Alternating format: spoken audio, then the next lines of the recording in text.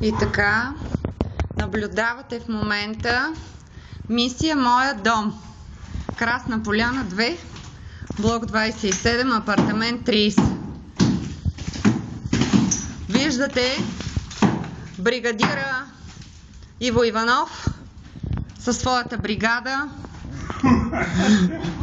верния му чук и неговата обща работничка Радка Иванова. Какво правят?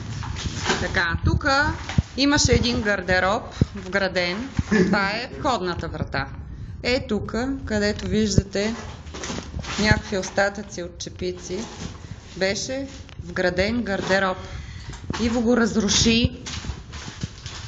Ето това са му частите. Така, виждате. И предстои да разруши всички стени. Касите, вади касата на банята. В момента е в банята. Това е тоалетната.